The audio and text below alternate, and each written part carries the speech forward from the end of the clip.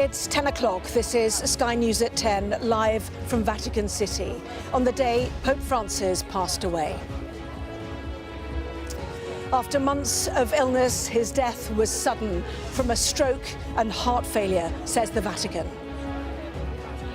The shock for the devoted losing their figurehead just hours after he was seen greeting crowds in St. Peter's Square. Tonight, more gather to remember Pope Francis, who has requested his burial in a simple tomb.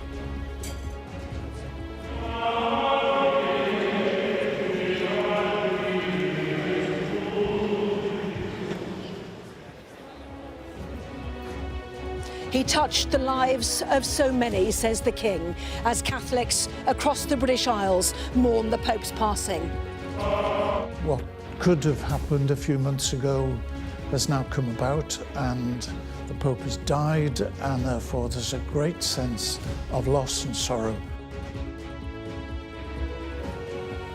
At the church in Gaza, the Pope called every night. They remember a pontiff unafraid to preach a message of peace. From his beginnings in Argentina to his global role, the achievements, criticism and challenges the Pope faced. And we'll take a look first at how tomorrow's front pages are marking the Pope's passing in our press preview from shortly after 10:30.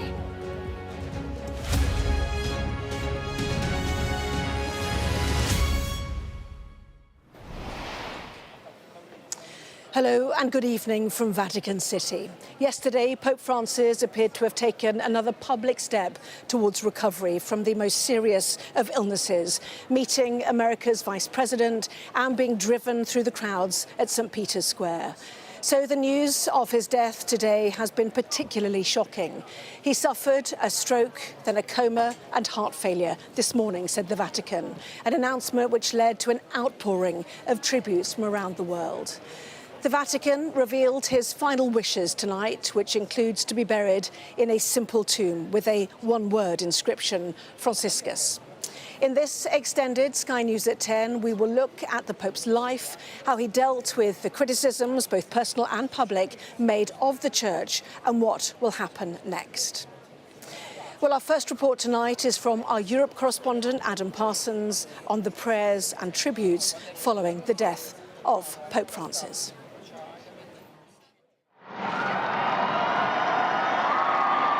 The Pope's final appearance. 88 years old, frail and only recently out of hospital. Yet somehow his death came as a shock, just hours after a blessing to the world. Cari fratelli e sorelle, buona Pasqua. But then came this sober moment from the Vatican. Pope Francis had gone. Carissimi fratelli e sorelle. Dear brothers and sisters, with deep sorrow I must announce the death of our Holy Father, Francis. At 7:35 this morning, the Bishop of Rome, Francis, returned to the house of the Father. He taught us to live the values of the Gospel with fidelity, courage and universal love, especially toward the poorest and most marginalised. He left hospital last month after 5 weeks of treatment for pneumonia in both lungs. For days he struggled to breathe. Catholics prayed for his health. And there were signs he'd recovered: public appearances, a returning confidence, high-profile visitors. A fortnight ago, the Pope welcomed the King and Queen to the Vatican, his death prompting the King to write, "My wife and I were most deeply saddened to learn of the death of Pope Francis. Our heavy hearts have been somewhat eased, however, to know that His Holiness was able to share an Easter greeting with the Church and the world he served with such devotion throughout his life and ministry." The Prime Minister adding, "I join millions around the world in grieving the death of His Holiness Pope Francis. His leadership in a complex and challenging time for the world and the Church was often courageous, yet always came from a place of deep humility." In death, the Pope picked his own path again. He chose to be buried here at the Church of Santa Maria Maggiore in Rome and not at the Vatican. His death certificate revealing that he died of a stroke and not of the breathing issues that have so dogged his health recently. So good to see you. Just a day before his death, the Pope had met American Vice President J.D. Vance, who said his heart went out to millions of Christians around the world. In Washington, while celebrating Easter, the president offered up a sign of respect. I just signed an executive order putting the flags of our country, all of them, all federal flags and state flags, at half-mast in honor of Pope Francis. So he was a good man, worked hard, he loved the world, and it's an honor to do that. The news of Pope Francis's death spread quickly.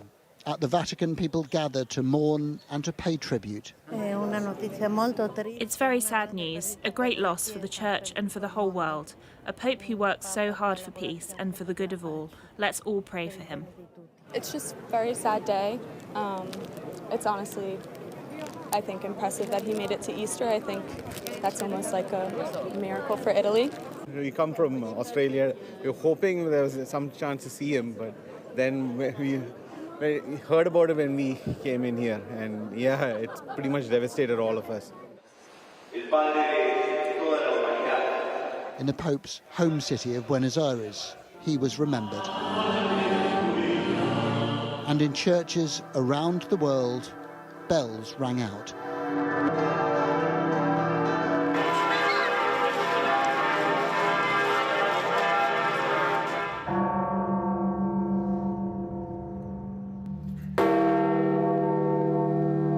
Bells also tolling at the Vatican, where giant bronze doors were half closed to mark the beginning of the Sede Vacanti, the period when the papal throne is empty. Among those who have gathered here, there is sadness, but also a sense of surprise. They knew the Pope was 88 years old, that he'd been in poor health, but he had also been here in St. Peter's Square just hours earlier, active. For many, there is a sense that a person who'd been so present in their lives has suddenly been taken away. Francis stayed close to his people until the very end, shaking hands, blessing babies, and celebrating Easter in his final hours.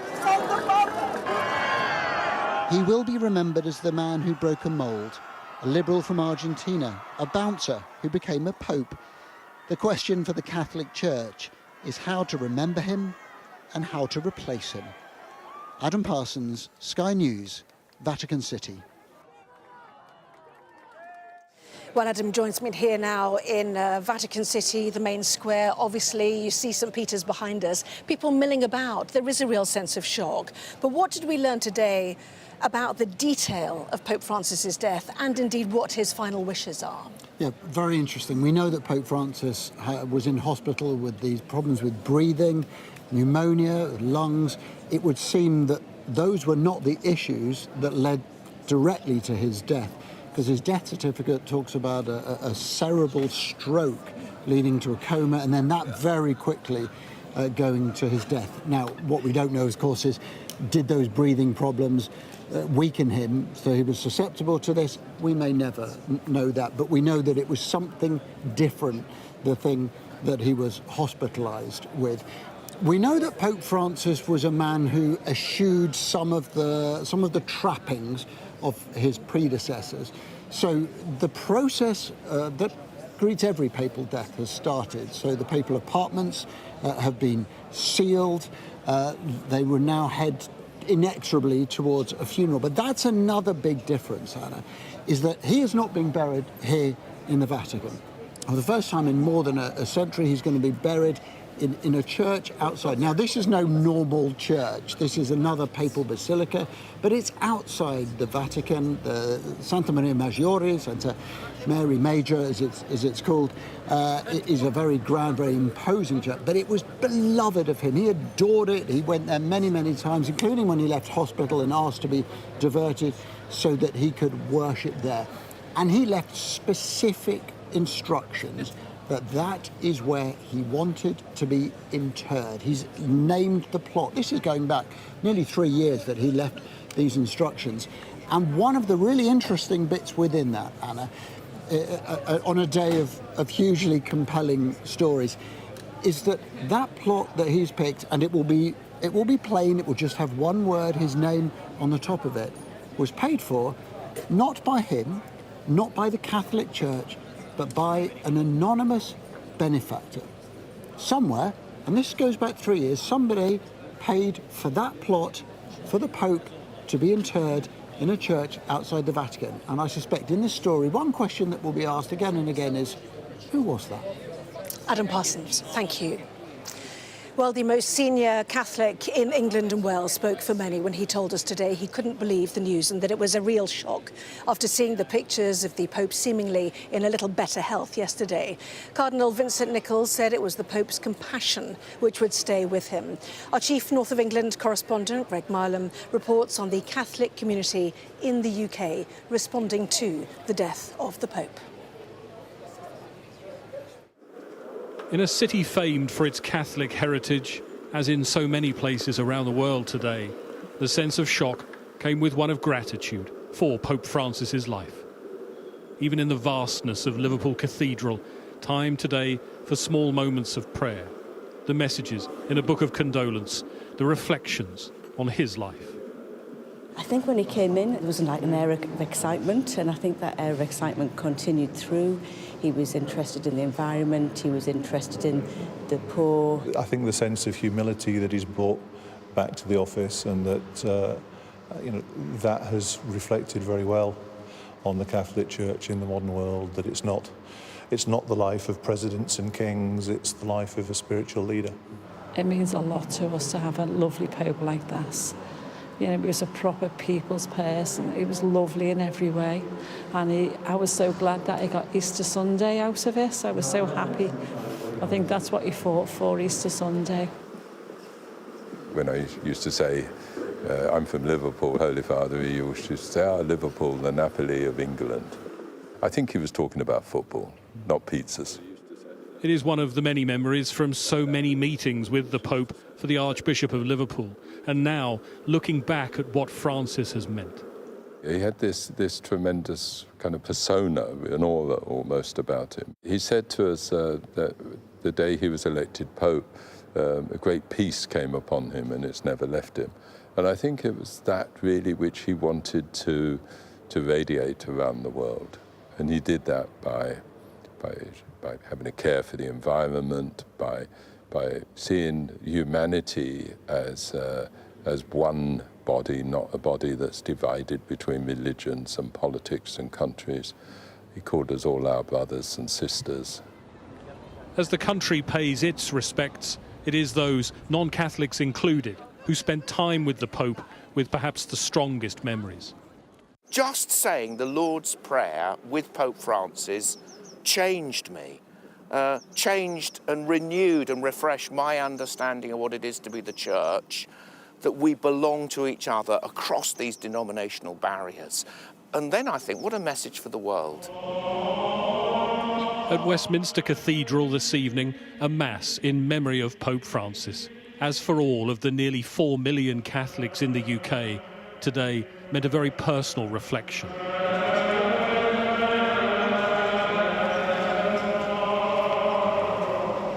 This evening, with people all around the world, we mourn the death of Pope Francis.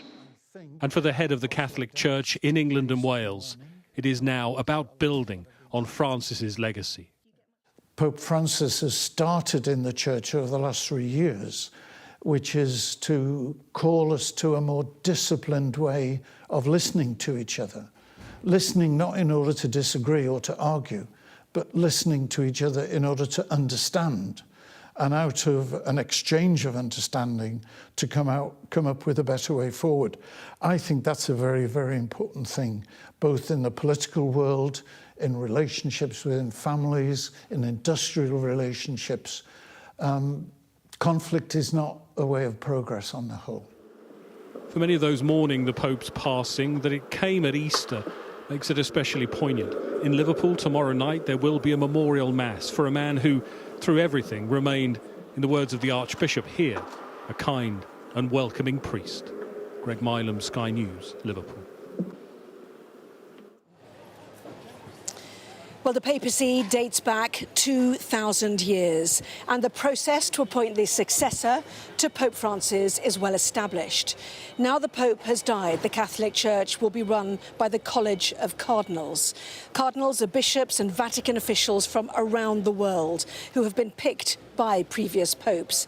Technically, a maximum of 120 of them, who must be under the age of 80, will pick the next head of the Catholic Church.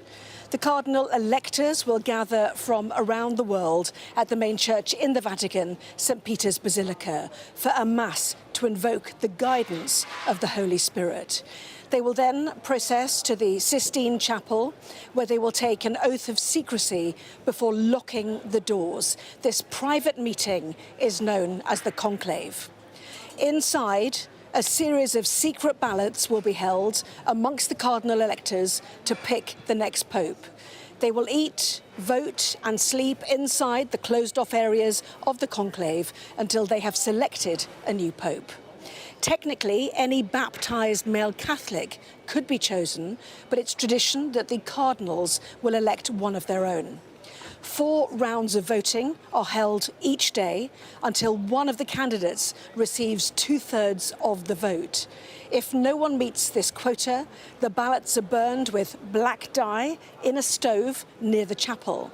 But when the 2/3 majority is reached, the final round of ballots are burned with a different dye, producing white smoke and signalling to the world that a new pope has been chosen.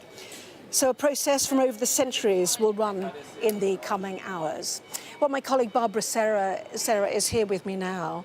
A process laid down, but started with such shock here and around the world. Absolutely, and so different to the other 2 popes. Remember, Pope Benedict, of course, stood down. So when we were all here in 2013, there wasn't the sadness, there wasn't the process of a funeral. We went straight into a conclave.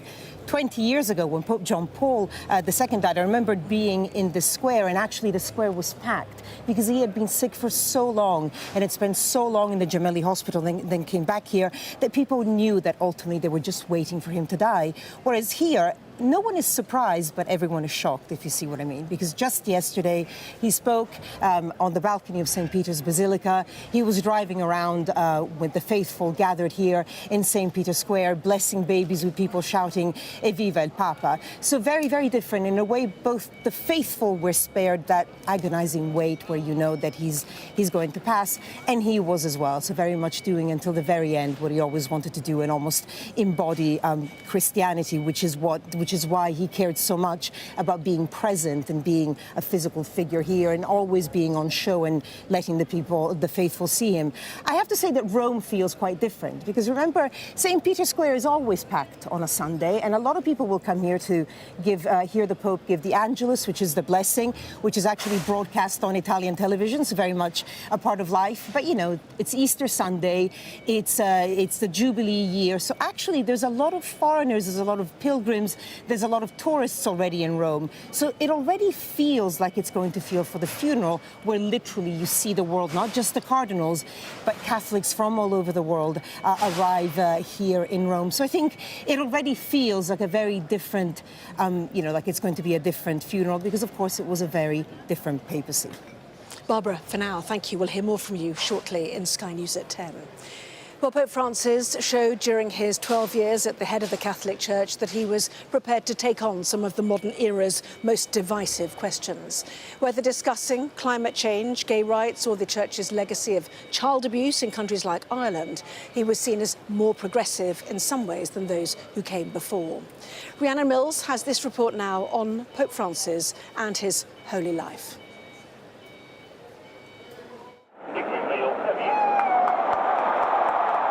His arrival heralded a new kind of leadership, described by some as the People's Pope. Fratelli e sorelle, buonasera. Willing to welcome those who'd felt shunned by the Catholic Church. Winning him global adoration. but also huge criticism from conservatives within, leaving questions about the lasting impact of his legacy. Born Jorge Mario Bergoglio in 1936, he was raised in Buenos Aires, studying to become a scientist before then following his religious calling. In 1969, he was ordained as a Jesuit. Almost 20 years later, he became Archbishop of Buenos Aires. It was in 2013 that he was chosen, an unexpected candidate for some, but a pope of firsts. The first Latin American pontiff, the first Jesuit, the first to choose the name Francis. The way he accepted the role set the tone. We toasted him, the Cardinal Secretary of State toasted him, and then he toasted us, and he simply said, "May God forgive you," which brought the house down. His sense of humour and humility immediately stood out, turning down the more ostentatious papal dress and the traditional apartments for a more modest residence. Francis was not shy at all. I mean, he would always say funny things, crack a joke. Yeah? He would also risk to say things that people in the first moment would be feeling as an insult. But then when you looked at his cheeky face, then they would also laugh. Spiritual leader of 1.4 billion Catholics, symbolic figurehead on the world stage. I think we haven't get to waiting. I think we haven't run through the president. Pope Francis was never more comfortable than in the company of the poor. An outspoken champion of the deprived, a defender of those fleeing war and hunger. Let us treat others with the same passion and compassion with which we want to be treated. Let us seek for others the same possibilities which we seek for ourselves. His progressive stance was also reflected in his views on the environment, delivering a landmark report declaring the climate crisis a moral issue. We must side with the victims of environmental and climate injustice, working to put an end to the senseless war against our common home. But it was his acceptance of the LGBTQ community that was unprecedented, starting with this unexpected remark to reporters about gay clergy. If a person is gay and seeks God and has goodwill, who am I to judge them? And his declaration that homosexuality was not a crime, part of his mission to make the Catholic Church more welcoming. He was great in building relations and in risking to be provocative to people. So he will remain in our memories a pope challenging people to live like Christ. For the first time in 6 centuries, he took over from a living pope. His new tone and efforts to reform would set him on a collision course with his critics for going too far. Pope Francis did go to war with the traditionalist side of the church, and it could be argued it wasn't entirely a wise battle in some respects. There was controversy with a lot of Pope Francis's reforms, and maybe he himself would have liked to go further, but listened to those opposing the reforms and so reined himself in a little bit. Yet others felt he didn't go far enough. A declaration allowing clerical blessings for same-sex couples was diluted. He later signed a declaration reiterating the Vatican's staunch opposition to gender reassignment, surrogacy, abortion and euthanasia. His own liberal credentials were also questioned after multiple reports that he used a homophobic slur behind closed doors. Claims of abuse within the Catholic Church, both in the past and present, were a constant shadow for Pope Francis. He visited Canada and Ireland to apologise for abuses, including of Indigenous people at church-run schools. Y decirles de todo corazón que estoy profundamente dolido. With all my heart, I'm deeply sorry. I ask for pardon for the ways in which, regrettably, many Christians supported the colonising mentality of the powers that oppress the indigenous peoples.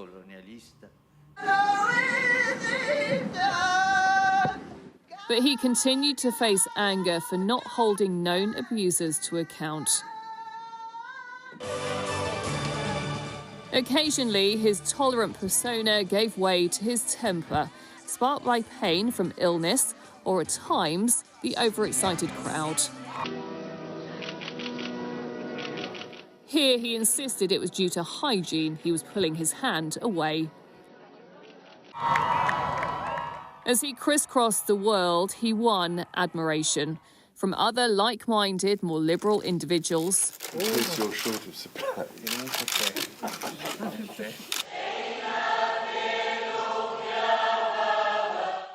Especially of his commitment to interfaith dialogue, leading to a landmark agreement between the Catholic Church and Islamic faiths, and an unprecedented visit to Iraq. Peacemaking was at the core of his work, welcoming Ukraine's President Zelensky to the Vatican and breaking protocol to visit the Russian embassy, expressing concern over the war. In his final years, poor health meant more hospital stays and events cancelled. But even when sick, Francis wanted to show the Church was more open than before. Inviting 200 comedians for a special audience, appointing the first woman to head up a Vatican department, and keeping active even in his final days, here meeting with inmates at Rome's main prison on Thursday.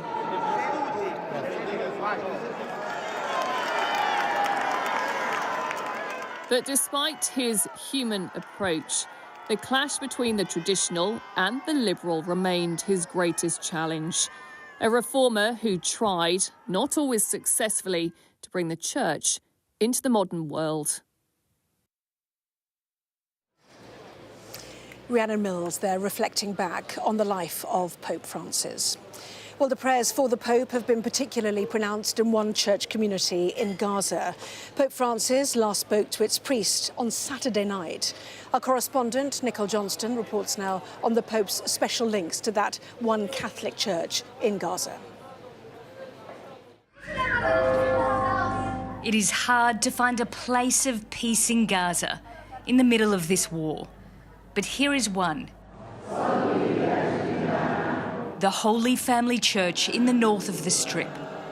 Gaza's tiny community of Catholics attended Mass to mourn the loss of Pope Francis. Yusuf. A Pope who called them every day, even from hospital. Sto bene, grazie a Dio.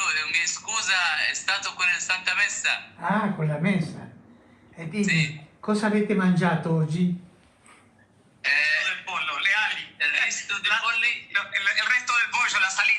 He lifted their spirits at a time when Gazans feel abandoned by the world. Pope Francis was outspoken on the war. In a statement on Easter Sunday, he called for a ceasefire, for the release of hostages, and aid for the, quote, starving people of Gaza. He also said unarmed civilians are targets for bombs and gunfire. The last call the church leaders received from Pope Francis was on Saturday night. More than 1 year and a half, and he called every day. He asked to us to help the people, to protect the children. So in the name of the Lord and the Church, we try to continue to give this message of peace, of justice, of protection for every human being. Pope Francis supported Palestinians, prayed for them and urged them to be strong. He also condemned rising global anti-Semitism and called for peace between both sides. We received the news and were in a state of great shock because the Pope was checking in on us daily. He doesn't just ask about the Christians, but about the Muslims as well. He asks about Gaza as a whole. There was a special bond between Gaza and the Pope. These nightly calls of comfort. A connection to the world. A smile, a laugh. Bye-bye. Hope when all feels lost. Nicole Johnston, Sky News, Jerusalem. Well, the Pope's death was announced by the Irish-born Cardinal Kevin Farrell, a Camerlengo of the Holy Roman Church. A Camerlengo, or Chamberlain, becomes the acting head of the Vatican until a new Pope is elected.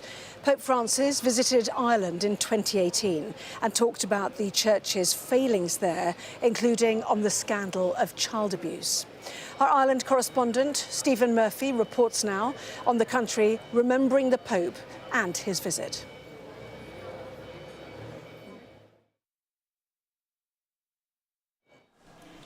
We feel sad for the loss of our Holy Father, Pope Francis.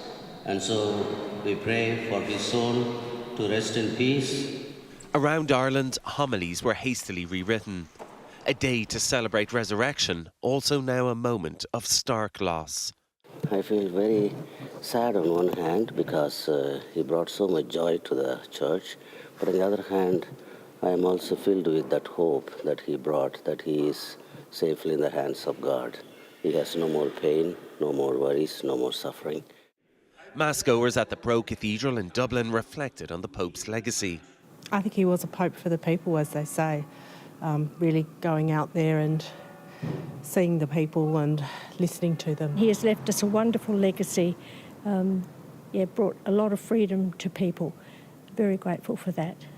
The Taoiseach said the Church had lost an exceptional leader. He will be remembered as someone who cared deeply about each individual and was particularly hurt by the wrongs that were committed by members of the Church on people, and particularly young children.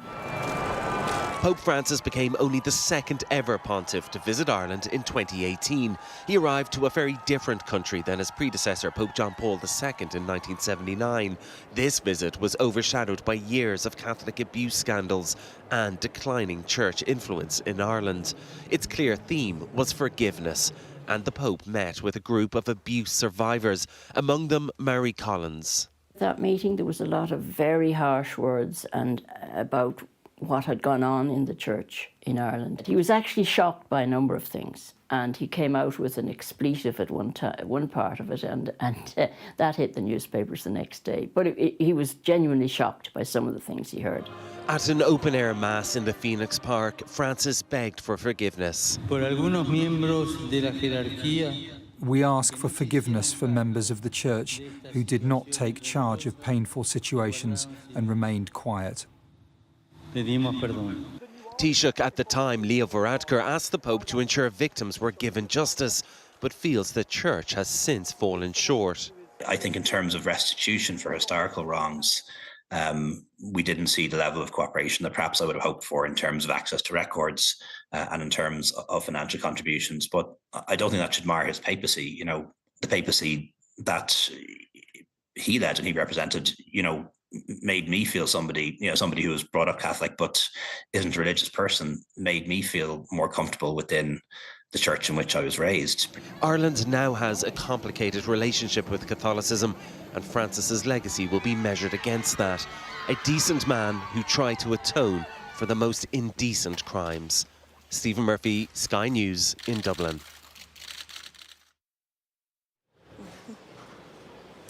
Well, a quick look at the other stories of the day now. And Ukraine's President Zelensky says a delegation will hold talks in London on Wednesday with British, French and American representatives to work towards an unconditional ceasefire. President Putin says fighting has resumed in Ukraine following the 30-hour Easter truce, which both sides accused each other of breaking.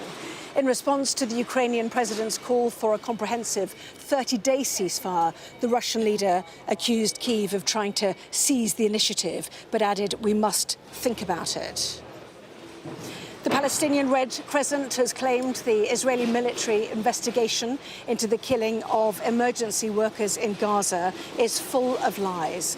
The military probe said there were a number of professional failures, but there was no attempt to conceal the event after 15 Palestinian medics were shot dead and buried in a shallow grave last month. And the White House says President Trump stands by his Defense Secretary, Pete Hegseth, after reports that he shared details of an attack on Yemen last month in a second group chat that included his wife and brother. These are the same strikes that were leaked to a journalist who was accidentally included in discussions about plans for the operation. Well, let us return now to the news of the passing of Pope Francis. You can hear equipment being moved around. There's a sense of Easter concluding and what is to come. So Barbara Serra is here with me once again. I think they're building where all the journalists are going to be, the sort of, you know, the levels, the platforms, yeah. Yes. But a papacy is always a very political thing, is it not? And even more so with what is to come in the weeks ahead with the conclave, and whether, the big question now, whether the Church will take a radically different turn from a man who was seen as a liberal, who believed in the mercy of Christ.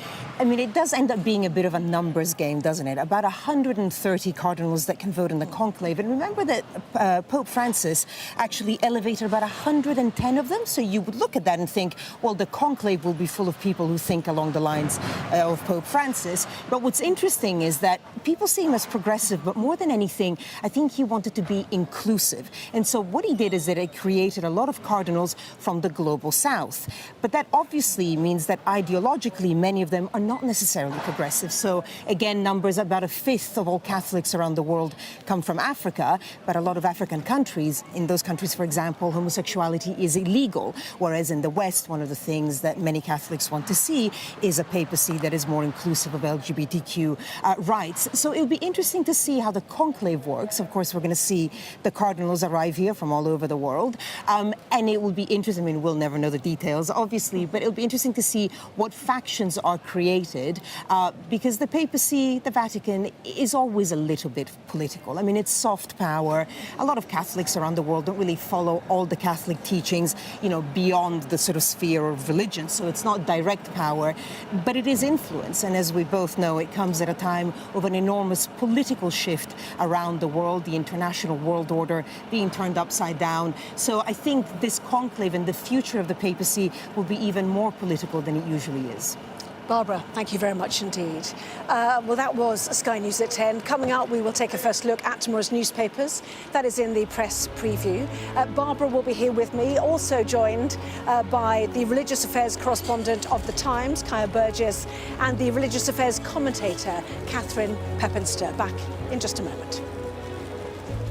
So discussing then how the papers are reflecting the death of the Pope. This on the front page of the Daily Mirror, their headline, The People's Pope.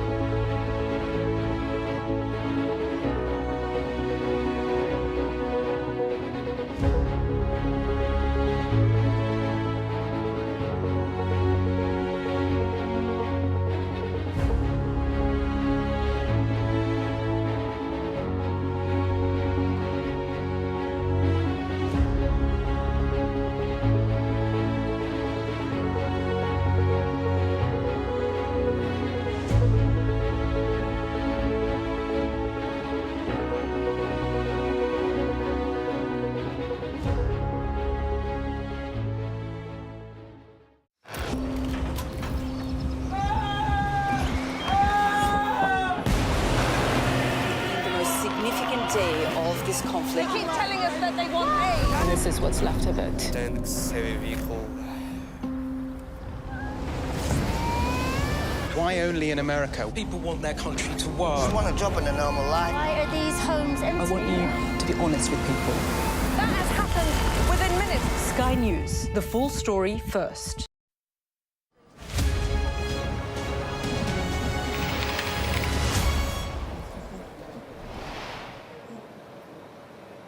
Hello there, you're watching the press preview, a first look at what is on the front pages. In the next half hour then, we'll see what's making the headlines with the religious affairs correspondent of The Times, Kaya Burgess, and the religious affairs commentator, Catherine Peppenster. And here with me at the Vatican, of course, is Barbara Serra. So let's see what is on those front pages then. And the People's Pope is the headline for The Eye, which describes Francis as a charismatic champion of the poor, hailed for reforming the Catholic Church. The Daily Mirror has the same headline and says he fought all his life for the poor and the forgotten. The Daily Telegraph says one last Easter blessing and his work was done. The Daily Mail reflects on the Pope's passing, saying he's returned to the house of his father. Truly blessed is the Sun's headline, which says millions are mourning around the world. The Guardian reports the 88-year-old died of a stroke and heart failure. The Metro has an image of Pope Francis touching hands with a young girl only yesterday on his final tour of St. Peter's Square.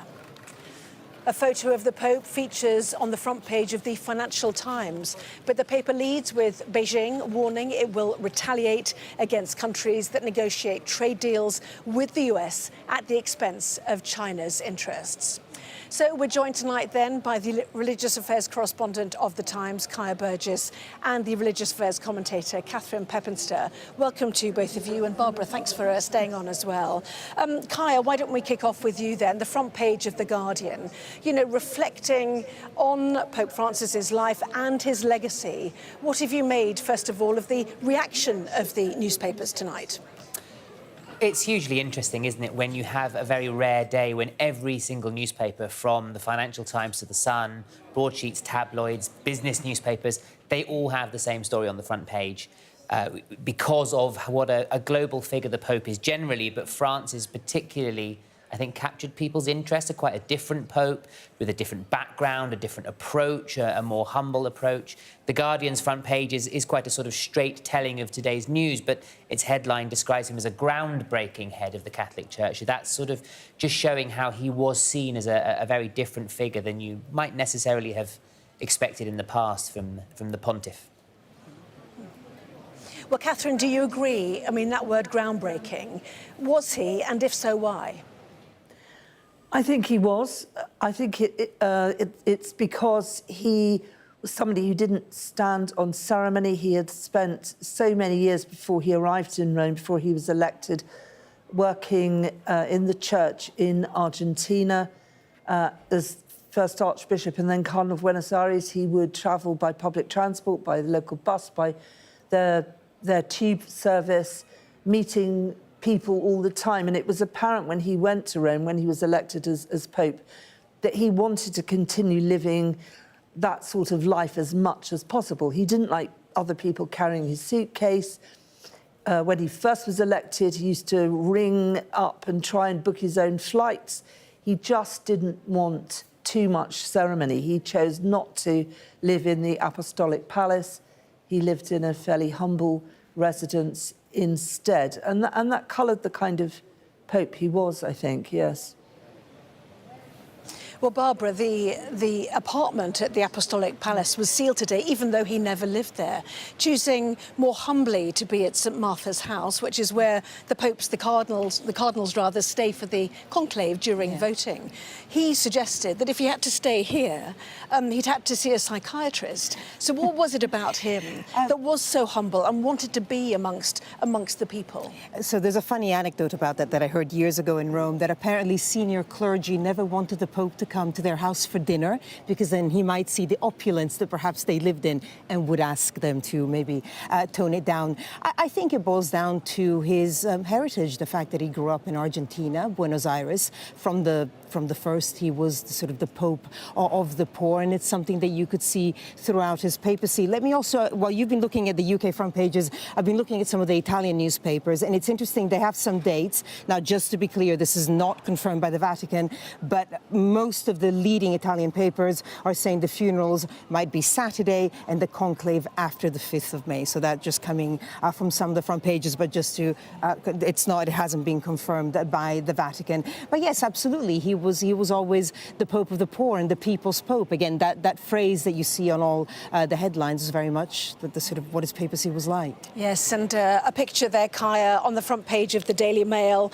He's returned to the house of the Father, which is the Vatican statement we had this morning.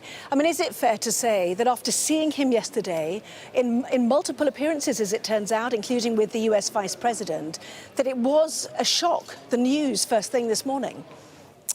Well, some of us spoke to Cardinal Vincent Nichols, the Merseyside-born Archbishop of Westminster, this afternoon, and he said he was driving up the motorway this morning when he got a call to tell him that the Pope had passed away, and his reaction was, "You're joking," because he'd seen the pictures of him yesterday doing the blessing, meeting the US Vice President, and just never thought that, you know, within a few hours he would have passed away. And he suggested that it's not the first time a Pope has managed to sort of last just through that Easter weekend, that really key date in the Christian calendar, and that perhaps that sort of kept Pope Francis kind of going, if you like, until Easter Monday, before he passed away this morning. And he sort of made the point it was very fitting that this came just after Easter, and as if God was calling him home, was how the Cardinal put it.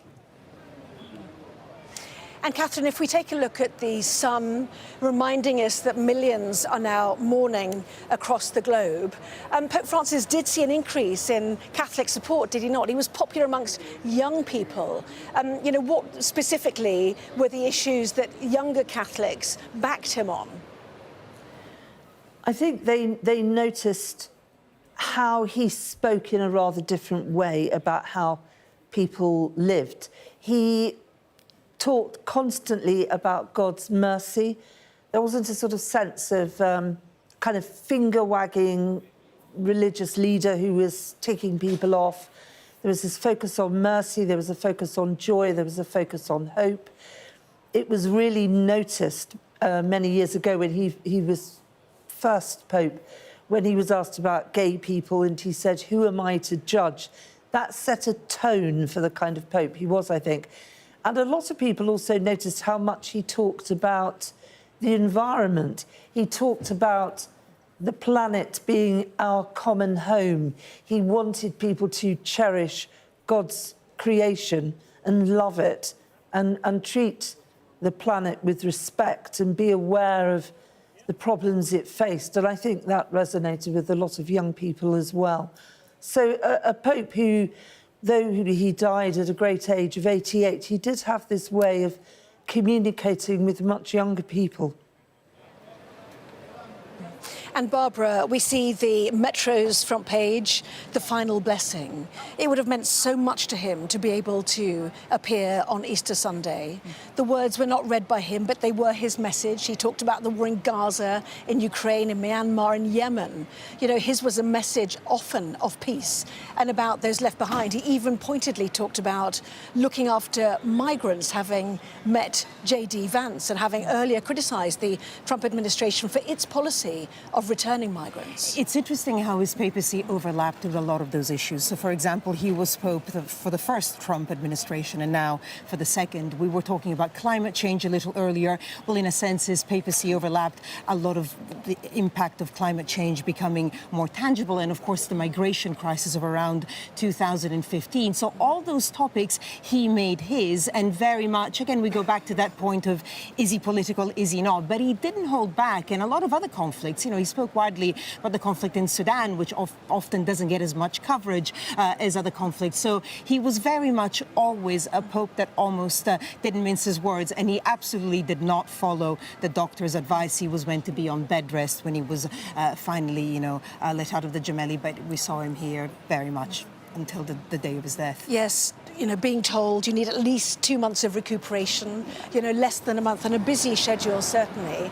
A very strong page, Kaya, on the front of the Daily Mirror as well. But Barbara, picking up on some of the conflicts he talked about, extraordinarily speaking to a church in Gaza daily, including, we're told, on Saturday. What was that trying to say? I mean, he really made it his mission to try to kind of speak to people that he saw as kind of forgotten, and that was something that he did in Rome. He set up showers for homeless people in the Vatican and employed a barber to give them haircuts. When it came to Gaza, he was very keen to keep on talking about the need for peace, to keep on talking about how war shouldn't be something that's inevitable, as something that can be ended. Obviously, that particular conflict is seen as something that is intractable and sort of almost eternal. People seem to think it's going to go on forever. He was trying to make the point that it doesn't have to go on generation after generation. And to talk to the parish priest in Gaza, who's clearly feeling, extremely cut off, as are so many people in Gaza. I think he was making that real point of showing that, despite it being somewhere that's seen as inaccessible, that's seen as cut off, that he can still kind of reach into there, even as we saw earlier, if it's by, video calls to remind them that people are thinking of them. And Catherine, the Daily Telegraph as well, one last Easter blessing and his work was done. It just reminds us of Her Majesty Queen Elizabeth II, who worked, almost again till the day she died. But underneath that, there is a story again about Donald Trump. Is there a sense here that a powerful liberal voice has passed away? It's interesting that there's that almost tension on that front page, because Pope Francis met Donald Trump during the last presidency of Trump, and there clearly was some tension there. Pope Francis had very different views about how you treat migrants, how you treat the marginalised. I'm sure something of that must have come up in the conversation with Vice President Vance only yesterday, and I think there will be a lot of people feeling that a voice has been silenced, a voice of the kind that the world needs to hear.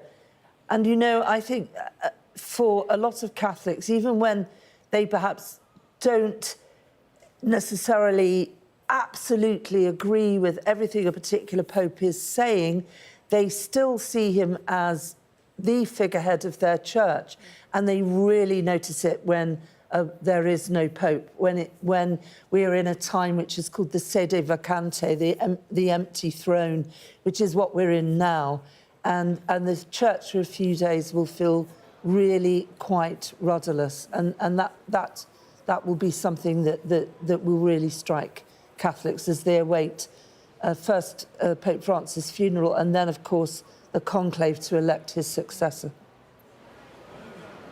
Yes, and we already start to see, cardinals, some of them obviously based here, milling around, talking to journalists here, others flying in from around the world, and then heads of state will. Now, what are the chances of Donald Trump coming here? Certainly we heard from Caroline Levitt, the press spokeswoman today, saying no plans are in place, but it doesn't mean it won't happen. So that was effectively the message. It's interesting. I mean, you have to think how many funerals would attract quite that level of global attention. I mean, maybe, the Queen, when the Queen died, and so many people coming. Who knows what Donald Trump will decide to do, but certainly the eyes of the world will be on Rome for that funeral, for the Vatican. And, this is a time as well when religion is becoming itself very political, so it'll be interesting to see whether he comes or not. Barbara, thank you very much indeed. And to our guests as well, Kaya Burgess from The Times and Catherine Pepinster, we really appreciate your thoughts there. Going to leave you with the eye as well, which possibly sums up Pope Francis, the headline for the paper, the People's Pope, smiling amidst the crowds. That is where he wanted to be. And his final wishes make clear he wants a humble ending for his extraordinary life as well. The The Eye saying he was charismatic, a champion of the poor, and hailed for reforming the Catholic Church. Our coverage, of course, continues. Matt Barbette has Sky News at 11. Play Sky News. From the Sky News Centre at 7. Now that you're up to date, we can go into a bit more detail. Things can change incredibly quickly. Taken by surprise. Have you ever known a moment like this in British politics before? Yes. Cheers. We'll start with breaking news. Let's get the latest on the ground. So, by the end, we'll hopefully all understand what's going on in the world just that little better.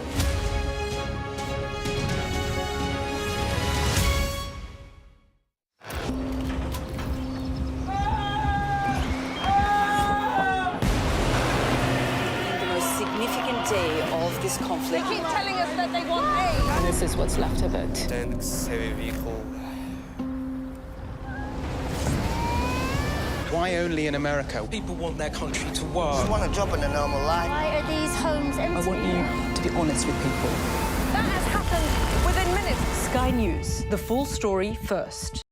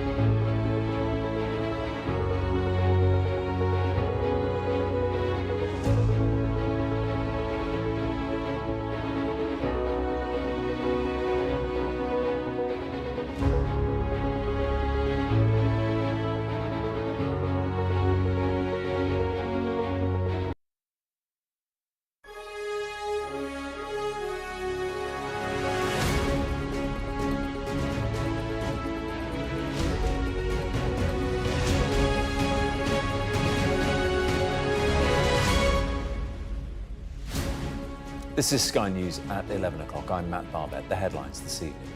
Pope Francis has died at the age of 88. After months of illness, his death was sudden from a stroke and heart failure, says the Vatican.